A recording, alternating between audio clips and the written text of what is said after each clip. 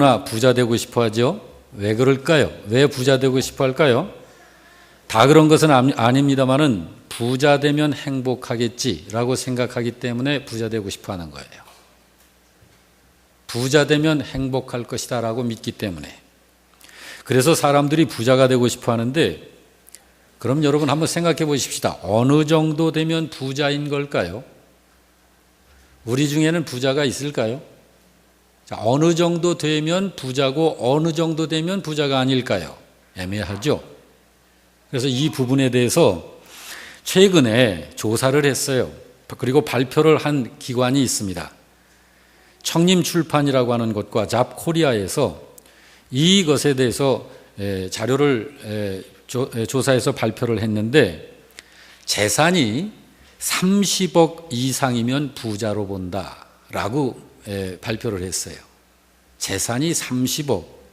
그 내역을 보면 50평 정도의 아파트에 월 수입 1,000만 원에서 2,000만 원이 되어야 하고, 3,000cc 이상의 승용차를 소유하고, 그리고 골프 회원권이 있으면 이 사람은 부자다라고 그렇게 발표를 했습니다.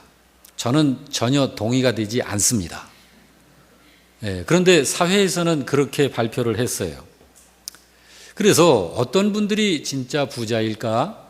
자, 이것을 가지고 주님께 여쭈면서 이리저리 좀 생각을 했는데요. 이런 분들이 있어요. 그분들이 살았었던 사회가 이분들은 부자다라고 인정한 사람들이 있어요. 이제 지금은 이미 고인이 됐습니다만은 우리나라에 예를 들자면 거상 김만덕, 경주의 최부자, 구례의 운조루 씨, 유이주 씨. 자, 이런 분들. 그리고 여러분, 우리가 이제 어느 정도 좀 다 아실 거예요. 제가 지금 말씀드린 분들은 여러분들 잘 아마 모르시는 분들도 있을 텐데, 혹시 유한양행 아시나요? 예, 유한양행의 설립자가 되시는 분이 유일한 씨죠. 자, 이분도 바로 그 사회가 인정하는 그런 부자다. 이런 분이 부자다라고 한 그 대열에 든 분이에요. 자, 이분들을 부자라고 그때 당시에 사회가 말했어요. 사람들이. 이분들 외에도 거부들이 많았는데 그들에 대해서는 별로 인정하지 않았어요. 그런데 사회가 그 사람들에 대해서 부자다라고 그렇게 인정한 이유가 뭐냐면 세 가지 특징이 있었습니다. 첫째, 그들은 겸손할 줄 알았다. 둘째, 그분들은 나눌 줄을 알았던 분들이다. 세 번째, 그분들은 자기들이 가지고 있는 것을 가지고 사회를 아름답게 만들 줄 알았던 분들이다라는 거예요. 여러분, 이 부자들을 보면 공통점이 발견이 됩니다. 재물에 대한 철학이 있더라는 거예요. 재물에 대한 철학이 있었다는 거예요. 자, 예를 들자면 특별히 이제 경주 최부자라고 하는 분은 부자로서의 철학 8가지를 정리해서 가훈으로 남겼어요. 가훈으로. 그 중에 몇 가지를 좀 소개를 좀 하고 싶은데요. 이렇게 그분은 지침을 가지고 있었어요. 재산은 만석 이상 모으지 말아라. 여러분, 이게 다른 그 세속계 그 부자들에게는 동의가 안 되는 지침이에요. 그런데 이 최부자라고 하는 분은 재산은 만석 이상 모으지 말라. 그리고 흉년에는 재산을 불리지 말아라. 그리고 사방 백리 안에서는 굶어 죽는 사람이 없게 해라. 라고 하면서 자기가 가지고 있는 이 소유물에 대한 자기의 의무가 무엇인지를 함께 느끼고 생활을 하고 했던 그런 자기 이 재정에 대한, 재물에 대한 철학을 갖고 있었던 거예요. 또 1950년대 최준이라고 하는 분이 있는데, 이분은 이분도 부자인데 자기가 가지고 있는 것을 나중에는 전 재산을 굉장히 사회에 귀감 있게 사용을 한 사람입니다. 이분 역시 부자로 인정될 뿐 아니라 그 당시 사회에 굉장히 존경을 받았고, 그 후대에도 상당히 알려지고 이분이 했었던 그 말씀이 있어요. 특히 그가 한 말이 사람들에게 참 깊은 생각과 깨달음을 주는 이야기여서 제가 좀 소개를 해드리고 싶은데 이렇게 말했습니다. 재물이라고 하는 것은 분뇨와 같아서 한 곳에 모아두기만 하면 악취가 나서 견딜 수 없는 것이 재물이다. 그렇지만 골고루 사방에 흩어 뿌리면 거름이 되어서 많은 것을 살려내고 유익하게 하는 것이 재물이다 그랬습니다.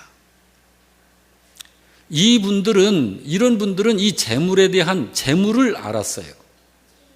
재물이 무엇인지를 알고 그 재물을 어떻게 사용해야 하는지를 안 사람들입니다. 그분들의 공통점이 그래서 재물을 알고 그 재물을 사랑하지 않았다는 거예요. 여러분, 많은 사람들이 재물을 사랑해서 그 재물로 인하여서 참 덕스럽지 못한 결과가 열매를 맺혀지는 것을 보지요. 근데 이분들은 그렇지 않았다라는 거예요. 지금 과연 어떤 사람을 부자라고 하는가? 이거를 지금 생각을 해보는 거예요. 자, 그래서 그분들을 보면 옛날 전주에서는 해마다 부자 대회라는 것을 열었다고 그래요. 전국의 부자들이 모여서 어떻게 하면 돈을 잘 벌고 잘 쓸 수 있을 것인가에 대한 토론을 하는 모임이었다고 그럽니다. 그런데 그 부자들 대회의 중요한 부분이 뭐냐면 참가할 자격이 있었다는 거예요. 참가 자격은 반드시 3대째 부자 이상이어야 된다라고 하는 그 자격 여건이라는 거예요. 왜 그러냐면 당대 부자들은 운이 좋아서 부자가 될 수도 있고 남달리 돈 모으는 재주가 좀 뛰어나서 부자가 될 수도 있고, 그리고 당대 부자라는 것은 좀 불량한 마음을 먹으면 어지간하면 당대 부자가 될 수 있기 때문에 당대 부자들은 참가 자격을 주지 않았다는 거예요. 2대째 부자에게도 자격을 주지 않았는데 그 이유는 당대 부자가 그것을 정말 지독하게 관리를 하고 그래서 그 하면 2대째까지는 대물림이 되어질 수 있다라고 보기 때문에 2대째까지도 자격을 주지 않았다라는 거예요. 그러면서 이런 부자들은 진정한 부자는 아니다 라고 그렇게 이야기를 했더라는 거예요. 그런데 3대째 부자가 될 수 있는 것은 그에게는 덕이 분명히 있다. 그래서 덕이 함께하지 않고서는 3대째 부자가 될 수 없다라고 하는 그런 기준을 두고 참가 자격의 제한을 그렇게 두었다라는 거예요. 그래서 우리나라에도 그런 말이 있죠. 이제 부자 몇 대 못 간다. 그런 말이 있듯이 바로 그런 것입니다. 여러분, 우리 교회 성도 여러분은 모두가 부자다운 부자 되시기를 주님의 이름으로 축복합니다. 정말 부자 되세요. 대답한 만큼 될 줄로 믿습니다. 하나님께 인정받는 부자, 이웃 사회로부터 인정받는 그런 부자가 될 수 있기를 바랍니다. 우리가 신앙생활 하는 것이 이런 부자 되어지기 위해서 신앙생활 하는 것은 분명 아니잖아요. 자, 그렇지만 그렇다고 해서 우리가 이 재물에 대한 것을 이거는 필요 없는 것이다, 이건 나쁜 것이다, 이건 신경 안 써도 되는 것이다, 이렇게 치부할 그런 것은 또한 아닙니다. 성경을 보게 되면 재물이 많은 사람을 부자라고 한다면 재물이 없는 사람은 뭡니까? 가난한 거예요. 그래서 이 부자와 가난한 것, 재물과 가난에 대해서 이렇게 이야기를 했어요. 잠언 10장 15절 말씀 같이 봅니다. 부자의 재물은 그의 견고한 성이요 가난한 자의 궁핍은 그의 멸망이니라 라고 말했습니다. 부자의 재물은 그 재물을 가지고 있는 자의 견고한 성이다. 그렇지만 이 가난은 그 가난한 자에게 그것은 멸망과 같다. 그만큼 힘들다는 거예요. 가난하다고 하는 것이. 뿐만 아니라 오늘 본문의 말씀에서는 이렇게 말씀하죠. 같이 읽습니다. 겸손과 여호와를 경외함의 보상은 재물과 영광과 생명이라고 하므로 재물이 믿음과 상관이 있다는 것을 성경은 이야기하고 있어요. 부디 우리 교회 성도 여러분들은 다시 한번 부탁드리고 여러분을 축복합니다. 하나님께서 인정하시는 그런 부자 되시길 주의 이름으로 축원합니다. 그게 진짜 부자예요. 그런데 이런 부자는 되지 말아야 돼요. 누가복음 12장 16절 이하에 보면 이런 부자가 나오는데 어떤 부자인지 한번 같이 볼까요? 한 부자가 그 밭에 소출이 풍성하매 심중에 생각하여 이르되 내가 곡식 쌓을 곳 없으니 어찌할까 하고 또 이르되 내가 이렇게 하리라 내 곳간을 헐고 더 크게 짓고 내 모든 곡식과 물건을 거기 쌓아두리라. 또 내가 내 영혼에게 이르되 영혼아 여러 해 쓸 물건을 많이 쌓아두었으니 평안히 쉬고 먹고 마시고 즐거워자 했던 부자. 이런 부자처럼은 되지 말아야 해요. 이 부자는 있어도 없는 부자입니다. 이 부자는 사해바다 같은 부자예요. 갖기만 하고 벌기만 하는 부자예요. 여러분, 이런 부자는 주님께서 유지시키시질 않으셔요. 또 마태복음 19장에 보면 또 이런 부자가 나와요. 예수께서 제자들에게 이르시되 내가 진실로 너희에게 이르노니 부자는 천국에 들어가기가 어려우니라.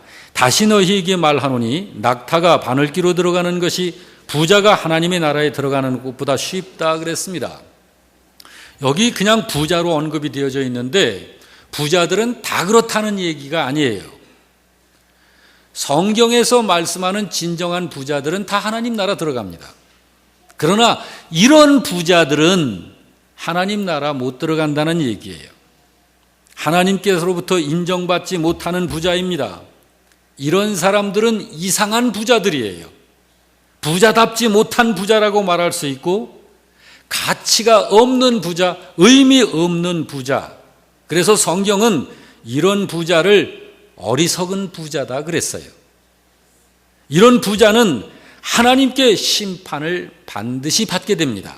누가복음 12장 20절에 하나님은 이르시되 어리석은 자여 오늘 밤에 내 영혼을 도로 찾으리니 그러면 내 준비한 것이 누구의 것이 되겠느냐라고 하시면서 이런 부자들에게, 이런 자들에게 주님께서는 경고의 말씀을 주시기도 했습니다. 자, 이런 부자는 되지 말아야죠. 이런 부자는 그 재물 때문에 망하게 되는 사람들이에요. 차라리 이런 사람들 같은 경우는 재물이 없는 것이 그에게 유익한 거예요. 자, 그런데 이런 부자가 있습니다. 아브라함 같은 부자, 야곱과 같은 부자, 요셉 같은 부자, 다윗과 같은 부자, 솔로몬과 같은 부자, 보아스와 같은 부자, 욥과 같은 부자. 여러분, 성경에 보면 정말 하나님께 사랑받고 믿음 좋은 경건한 부자들이 많습니다. 예를 들자면 요셉을 좀 보자면 창세기 39장 1절 이하에 이렇게 기록하고 있습니다. 요셉이 이끌려 애굽에 내려가매 바로의 신하 친위 대장 애굽 사람 보디발이 그를 그리로 데려간 이스마엘 사람의 손에서 요셉을 샀다. 지금 요셉은 형편과 처지가 어떻다는 거예요? 그럼 어떤 건가요? 지금 팔려가고 있는 거예요. 부자 아닙니다. 자, 자기의 인권도 지금 뺏긴 거예요. 노예로 지금 팔려가고 있는데, 자, 5절 말씀을 다 같이 봅니다. 그가 요셉에게 자기의 집과 그의 모든 소유물을 주관하게 한 때부터 여호와께서 요셉을 위하여 그 애굽 사람의 집에 복을 내리심으로 여호와의 복이 그의 집과 밭에 있는 모든 소유에 미쳤다. 하나님께서 그런 요셉을 위하여 그 집에 복을 내리심으로 하나님의 복이 그의 집과 밭에 있는 모든 소유에까지 미쳐 들어갔다. 여러분, 이런 사람은요, 재물이 복으로 따라다니는 사람이에요. 여러분, 얼마나 많은 사람들이 무엇을 해야 복을 받을까? 그러면서 복을 찾아다니느라고 정신이 없잖아요. 인생이 고단하리 많지 복을 찾아서 헤매잖아요. 그런데 어떤 사람은 세상에 그런 사람들이 우글거리는데 그런 사람들 속에서 그 어떤 무리들은 복이 그 사람을 따라다닌다는 거예요. 여러분 신기하지 않습니까? 여러분 근데 이게 신기하게 생각을 할 것이 아니라 하나님께서 어떤 사람들에게는 그렇게 하신 거예요. 그 복은 하나님께서 그에게 만들어주시는 복입니다. 우리 신명기 28장 11절을 이하를 다 같이 볼까요? 내 몸의 소생과 가축의 새끼와 토지의 소산을 많게 하시며 여호와께서 너를 위하여 하늘의 아름다운 보고를 여시사 내 땅에 때를 따라 비를 내리시고 내 손으로 하는 모든 일에 복을 주시리니라고 약속하고 있습니다. 여러분 이 복은 한마디로 얘기해서 아무나 받을 수 있는 복 아닙니다. 이거는 아무나 받을 수는 없는 복이지만 믿는 신자는 누구나 받을 수 있는 복이에요. 여러분과 저는 이 복을 누구나 받을 수 있어요. 근데 어떤 사람이 받게 됩니까? 믿는 사람은 누구나 받을 수 있게 된 이유는 하나님께서 믿는 신자에게만 허락한 복이기 때문에 그렇거든요. 여러분 믿음 없는 사람들은 이 복 못 받습니다. 근데 우리들만 받을 수 있는 복인데 우리들 중에 보면 어떤 사람은 이 복을 받아서 누리고 어떤 사람은 이 복을 받질 못해요. 신자인데 그건 왜 그럴까요? 그 이유가 있습니다. 그것을 성경에 주님께서 말씀해 주셨는데 우리가 이 세상에 살기 때문에 하나님께서는 거기에 이 복을 받을 수 있는 조건을 분명히 제시하신 거예요. 왜냐하면 이걸 통해서 하나님인 나의 살아있음과 하나님의 이름을 신자인 너의 삶을 통해서 드러내도록 하신 거예요. 그래서 이 복을 받은 사람 중에 아브라함이 이 복을 받았거든요. 조금 전에 성경에 있는 인물들 중에서 그 복을 받은 사람들을 제가 좀 몇 분 나열을 했는데 아브라함 같은 분이 그분 중에 하나입니다. 창세기 32장 2절 말씀에 보면 아브라함에게는 가축과 은과 금이 풍부하였다라고 성경은 기록하고 있습니다.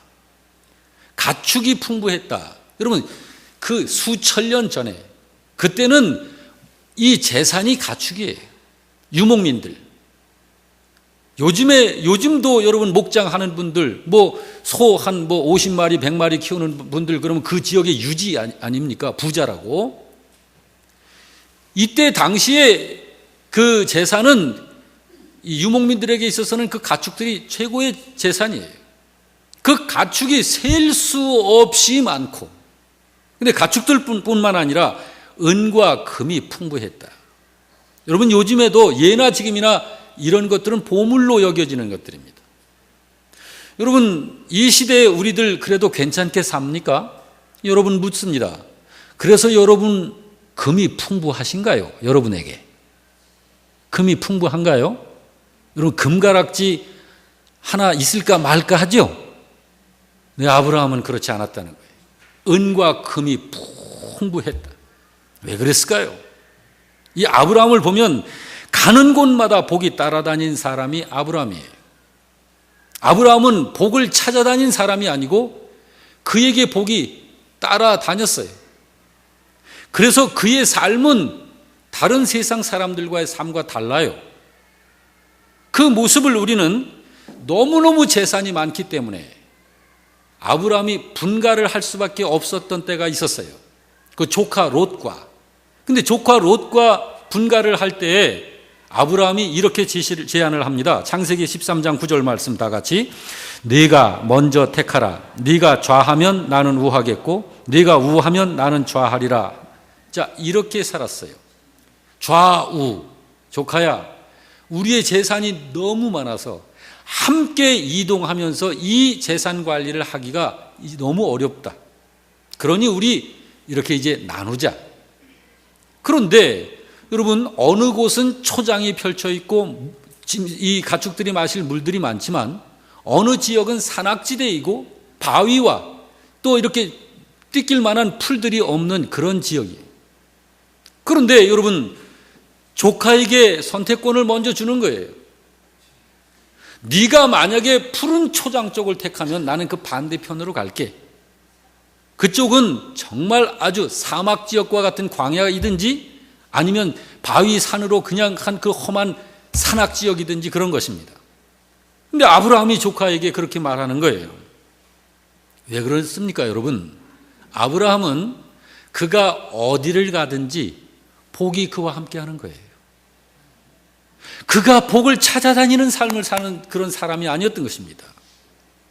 여러분, 우리 교회 성도 여러분은 아브라함과 같고 요셉과도 같고 성경에 그런 하나님께서 인정하시는 그런 사람들처럼 그런 부자들 되시길 주의 이름으로 축원합니다. 여러분, 그런 부자들은요, 그런 부자가 되려면 꼭 알아야 할 것이 있어요. 이 아브라함이나 이런 사람들은 그걸 알았거든요. 그리고 그 아는 것을 따라서 산 거예요.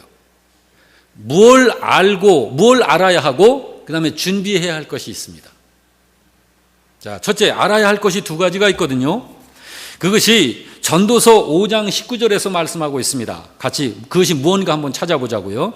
또한 어떤 사람들에게든지 하나님이 재물과 부요를 그에게 주사 능히 누리게 하시며 제 몫을 받아 수고함으로 즐거워하게 하신 것은 하나님의 선물이다라고 했습니다. 여러분, 하나님께서 이 재물을 나로 하여금 얻게 하시는 이 일에 있어서 신자가 반드시 분명히 알아야 할 사실이 있어요. 그 뭔가요? 뭐로 여러분 발견됐습니까? 재물을 주시는 분은 하나님이시다라는 거예요. 재물을 주시는 분은 하나님이심을 인정하시기 바랍니다. 여러분, 재물은 하나님이 다스리고 움직이시는 거예요. 여러분, 하늘의 별을 보세요. 이 별의 숫자를 우리가 눈으로 뻔히 보면서도 셀 수가 없죠. 지금 천문학자들이 현대 이 과학 문명으로 별들의 숫자를 파악한 것이 수천억 개 정도로 보고 있는 거예요. 추정을 하는 것이지 몰라요, 숫자를.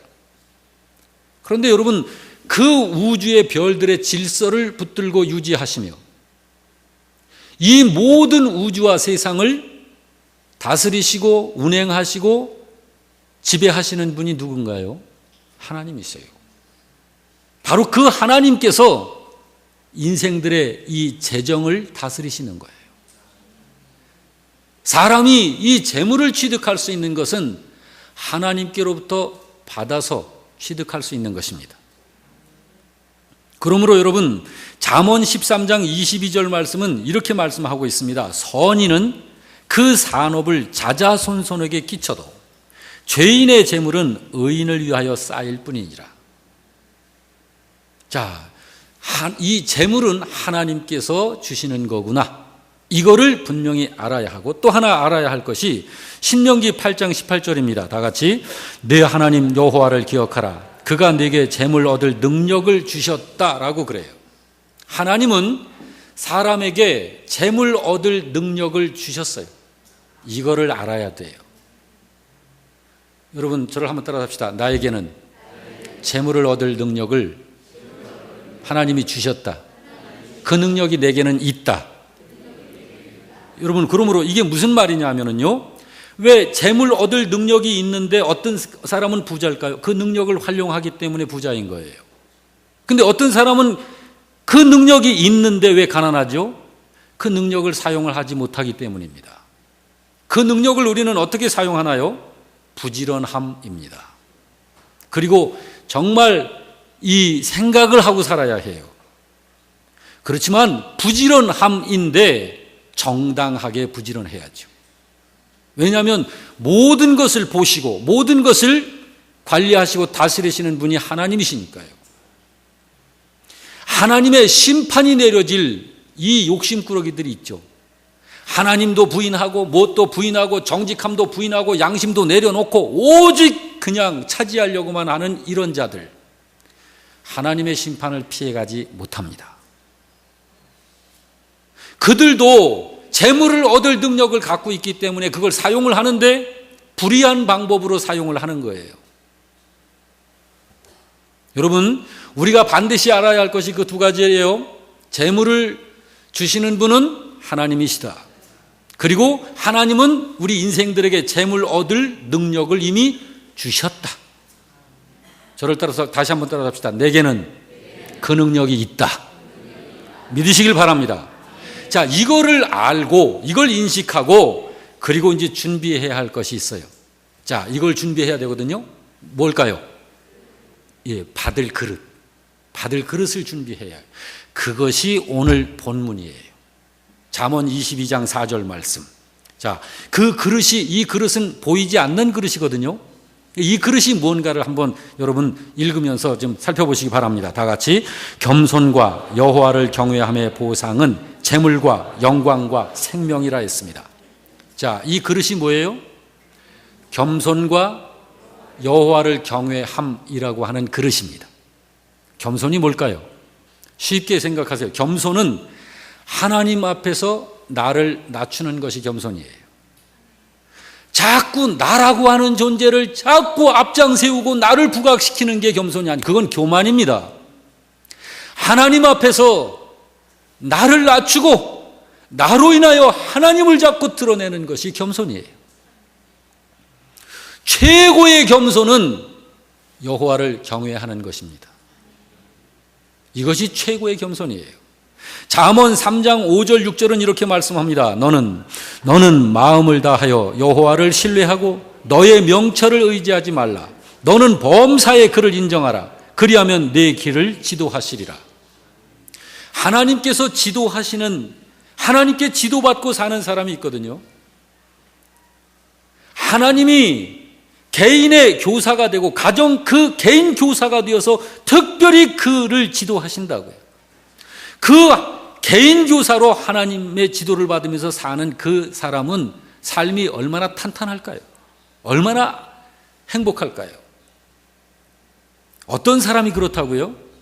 마음을 다하여 여호와를 신뢰하고 나의 현명하다는 나의 인생 경험과 나의 지식과 나의 판단과 나의 이성을 인정하지 아니하며 오직 하나님만을 신뢰하는 사람. 이 사람은 하나님의 지도를 받고 살게 된다라는 말씀입니다. 이게 겸손입니다. 이게 겸손이에요. 여러분, 겸손해서 하나님을 경외하는 그런 사람은 재물의 정체를 압니다. 이 재물을 사랑해야 할 것인지, 이 재물을 어떻게 사용해야 할지, 이 재물이라고 하는 것이 무엇이냐라고 하는 것을 압니다. 그리고 그런 사람은 부지런합니다. 게으르지 않습니다. 마태복음 19장에 보면 이런 사람이 나와요. 그 청년이, 같이 읽습니다. 그 청년이 재물이 많음으로 이 말씀을 듣고 근심하여 가니라. 여러분, 이 사람은 그 후에 어떻게 됐죠?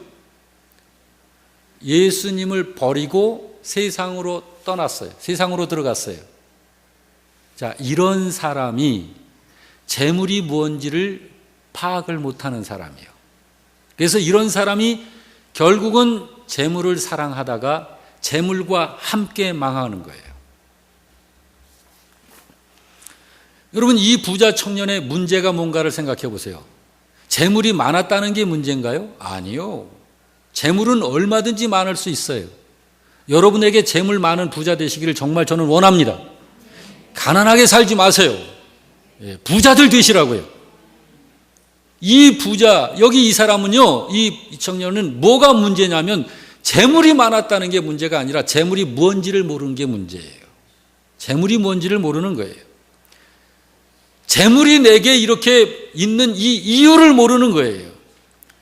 그러면은 재물을 의지하게 되고 재물을 사랑하게 됩니다. 그래서 결국은 그의 그 존재가 그 재물에 묶이는 거예요.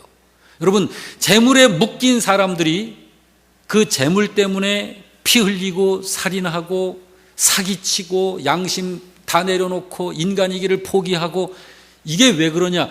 재물을 뭔지를 몰라서 그렇게 하는 거예요. 여러분, 이런 일들이 얼마나 세상에 가득 차 있나요? 어떤 사람이 비행기 안에서 매우 아파하는 거예요. 봐도 심각해요. 보통 사람은 아니에요. 굉장한 일이 있을 것 같은 느낌을 주는 사람입니다. 저 사람의 생명이 얼마 남지 않은 것 같은 느낌이 들어서 전도를 해야 되겠다라는 마음이 생겼어요. 그런데 그때 그 옆에 그의 부인이 앉아가지고 기도를 부탁하는 거예요. 그래서 잘 됐다 싶어서 그 사람에게 기도하기 전에 복음을 전하기 시작했습니다. 그 사람이 그 고통 중에 복음을 듣고서 하는 말이 이런 말이었어요. 글쎄요, 저는 안 믿습니다. 나는 돈 많은 사람입니다. 돈 있을 동안 잘 먹고 잘 입고 잘 살다가 죽으면 그뿐 아닌가요? 그러니 자꾸 예수 믿으라고 하지 마시고 당신이나 믿으세요. 자, 여러분, 이런 사람이 돈에 묶여 있는 참 불쌍한 사람이에요. 성경은 이렇게 말합니다. 시편 62편 10절 다 같이, 재물이 늘어도 거기에 마음을 두지 말지어다. 예, 재물이 늘어도, 다시 한번 읽을까요? 재물이 늘어도 거기에 마음을 두지 말지어다. 무슨 말이에요? 재물은 우리가 나를 의지할 대상이 아니라는 거예요. 재물이 무엇인지를 아는 사람이 진정한 부자가 되는 것입니다. 그리고 여러분, 이렇게 하나님께 겸손하여 하나님을 경외하는 사람은 재물의 이유를 알 뿐만 아니라 부지런합니다. 게으르질 않습니다. 잠언 10장 4절에 이렇게 말씀하지요. 손을 게으르게 놀리는 자는 가난하게 되고 손이 부지런한 자는 부하게 되느냐. 이게 하나님께서 일반적으로 모든 사람들에게 내려주신 일반 은총이에요. 이거는 하나님을 모르는 사람도요, 부지런한 사람들이 다른 사람들보다 많이 소유하게 되는 거예요. 하나님은 게으르면 결코 부자가 될 수 없게 하셨어요. 이게 하나님의 일반 법칙이에요. 예수 믿으니까 게을러도 괜찮다고요? 천만의 말씀. 예수 잘 믿는 사람은 부지런하게끔 되어 있습니다. 이렇게 여러분, 신자가 준비해야 할 그릇은 겸손하여 하나님을 경외하는 믿음입니다. 재물의 이유를 아는 믿음입니다. 재물에 대한 목적을 아는 믿음입니다. 그리고 부지런함입니다. 이것이 신자가 준비해야 할 그릇입니다. 이런 그릇이 준비가 되어 있으면 그 사람은 이제 부자가 되는 길에 올라와 있는 거예요. 그 길을 성경은 이렇게 말하고 있습니다. 시편 66편 12절 우리가 시작.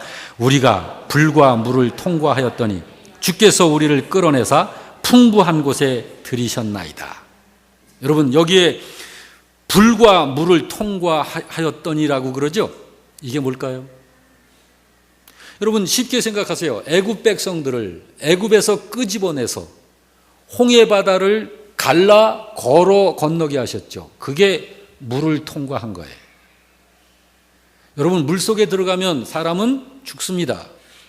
세례의 의미가 바로 그것이에요. 내가 주님의 이름으로 세례를 받는다라고 할 적에는 주님이 십자가에 달려 죽으실 적에 그 죽음이 나의 죽음임을 받아들이는 거예요.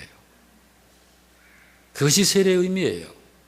여기에서 불과 물을 통과했다는 것이 그거예요. 그래서 성령의 사람이 되었다라는 거예요. 바로 그런 우리는 주께서 우리를 끌어내사 풍부한 곳에 들여 놓으신 거예요.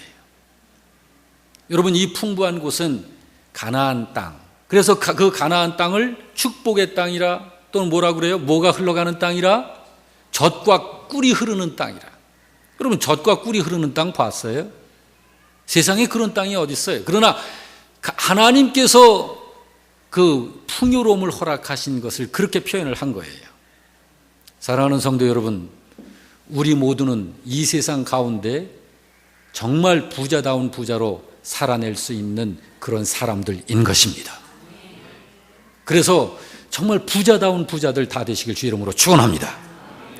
여러분, 오늘의 이 말씀을 가슴에 담으셨으니 우리가 이 말씀 생각해 가면서 주님 앞에 정말 오늘 이 생명의 말씀을 주신 것을 감사하면서 우리 하나님 앞에 감사의 찬양으로 우리 주님을 찬양할 수 있길 바랍니다. And the oceans rise.